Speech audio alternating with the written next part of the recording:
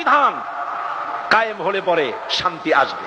সাহাবায়ে কেরাম যখন অত্যাচারিত হচ্ছিল মক্কা জীবনে, হুজুরের মক্কি জিন্দেগিতে যখন মারা হচ্ছিল, বুখারীর হাদিস শুনুন, ওয়ান খাব্বাব বিন আরিদ রাদিয়াল্লাহু তাআলা আনহু আন্নাহু قال شكونا الى رسول الله صلى الله عليه وسلم وهو متوسد بردة له في ظل الكعبة।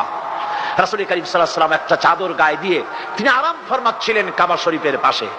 আমি তার কাছে গিয়ে বললাম, হে রাসূল, আলা তাস্তানসিরু লানা আলা তাদউ লানা, আপনি কি আমাদের জন্য দোয়া করবেন না, আমাদের জন্য আল্লাহর কাছে সাহায্য কামনা করবেন না?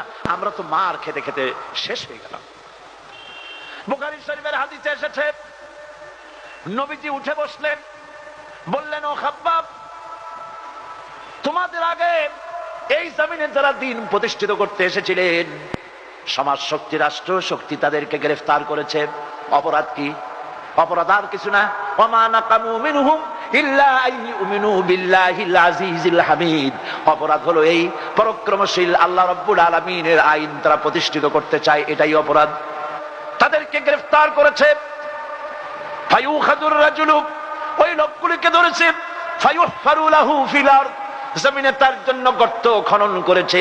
ফায়ুজালু ফিহা, এরপরে সেই গর্তের ভিতরে তারা কোমর পর্যন্ত গেট দাবায়া কোমর পর্যন্ত গেড়ে দিয়েছে।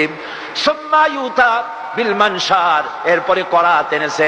ফায়ুদাউ আলা রাসিহি, এরপর করাত তারা মাথার উপরে রেখেছে। ফায়ুজালু নিসফাইন, এরপরে করাত দিয়া মাথার উপরে, জীবিত মানুষের মাথার উপরে করাত দিয়ে কেটে কেটে জীবিত মানুষটারে দ্বিখণ্ডিত করে ফেলে দিয়েছে।